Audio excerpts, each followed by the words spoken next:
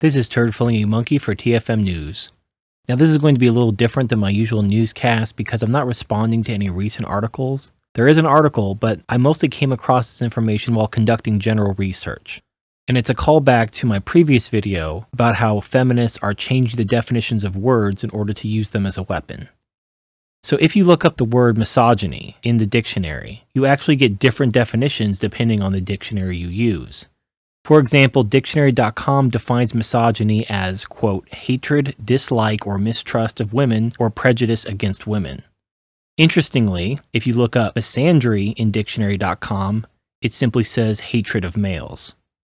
This double standard I'll get back to in a minute, but I want to go through two other dictionaries, namely Oxford and Merriam-Webster. So Oxford defines misogyny as dislike of, contempt for, or ingrained prejudice against women. And it defines misandry as dislike of, contempt for, or ingrained prejudice against men, i.e. the male sex. So at least they're consistent, unlike dictionary.com. Now Merriam-Webster is the most simple. Merriam-Webster defines misogyny as a hatred of women and defines misandry as hatred of males. Now I want to point out the double standard, especially in dictionary.com, where misandry is defined as hatred of males, whereas misogyny is defined as hatred, dislike, or mistrust of women or prejudice against women. This broadening of the definition, especially when you have that double standard between misogyny and misandry, really pisses me off. Because what it does is it turns every single man into a misogynist. Now that sounds hyperbolic, but it's not.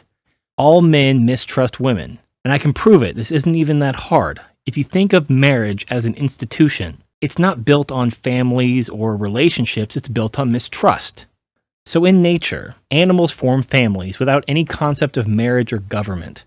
However, in many species, the male abandons the family.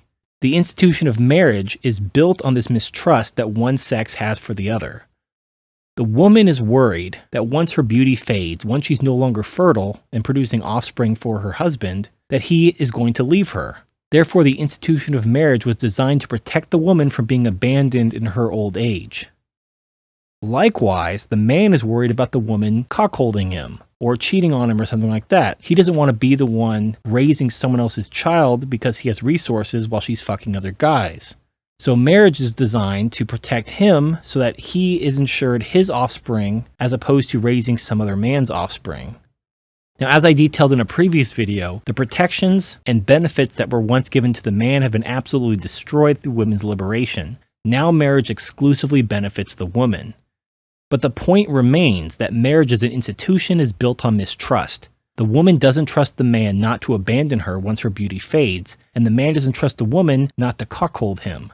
Therefore, marriage was created as an institution, and it is fundamentally built on mistrust.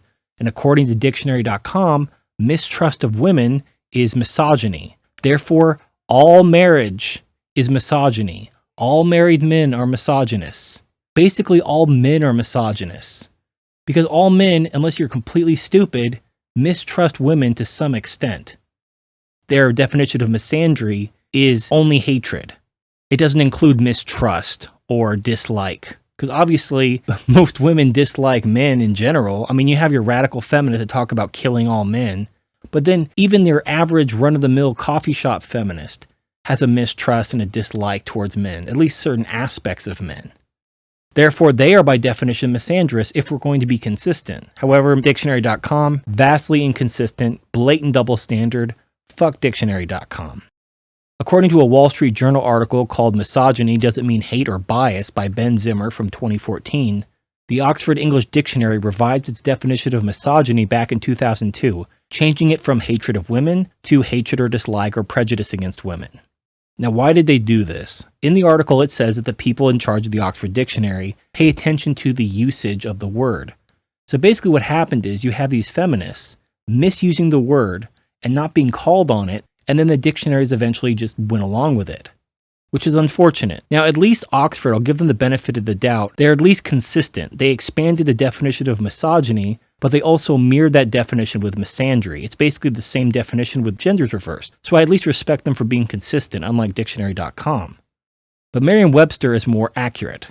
It lists misogyny as a hatred of women and misandry as a hatred of men. That's what it is. That's what the suffix and prefixes actually translate into. It's hatred. It's not a bias. It's not dislike. It's not mistrust. It's hatred. Now, I ran into the same issue several times in my comment section regarding my videos about egalitarianism. Now, I define egalitarianism as equality of outcomes.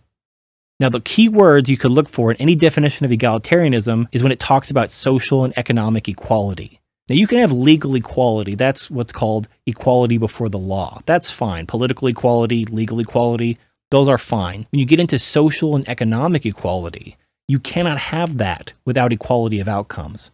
And to have equality of outcomes means you must discriminate. You must treat people unequally before the law. And you must discriminate against certain people in order to achieve equality of outcomes, and thus you destroy equality of opportunity. So you cannot have equality before the law and equal opportunity and social and economic equality. You just can't. They're mutually exclusive. So whenever you see a movement or a definition that includes social and economic equality, you're talking about equality of outcomes. And if you have any questions about that, if you want me to go deeper into that, I'll post some links in the description.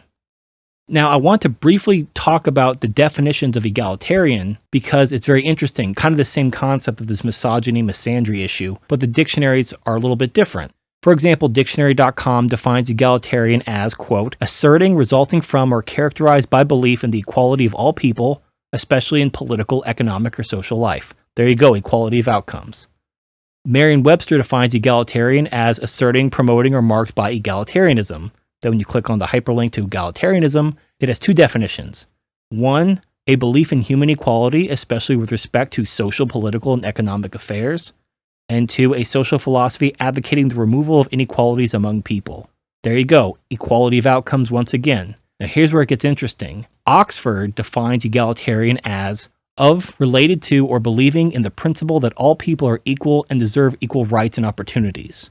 Now, one of these definitions is not like the other. And it's interesting that it's Oxford this time, whereas in the case of misogyny versus misandry, it was dictionary.com.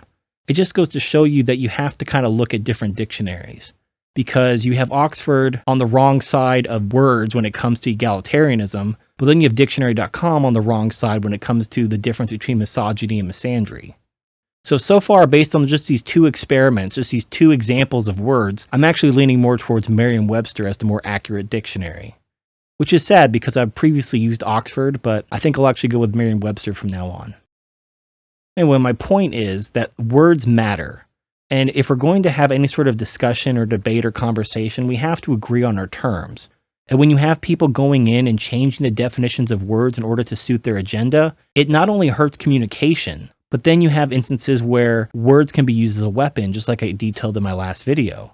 Now, they tried to do this with Wikipedia, I think either a couple months ago or it might have been late last year, where a bunch of social justice warriors and feminists tried to infiltrate Wikipedia in order to change a bunch of articles to strengthen their case, because now they could cite themselves as a source, and it's just total bullshit. The fact that they have to do these underhanded things, that they have to change the definitions of words and infiltrate bodies in order to push their agenda, really just speaks volumes about how little they actually have in the way of an argument, where they have to change the definitions and they have to change basically the landscape of the conversation in order to win. They can't just present a logical argument and prove that they're right.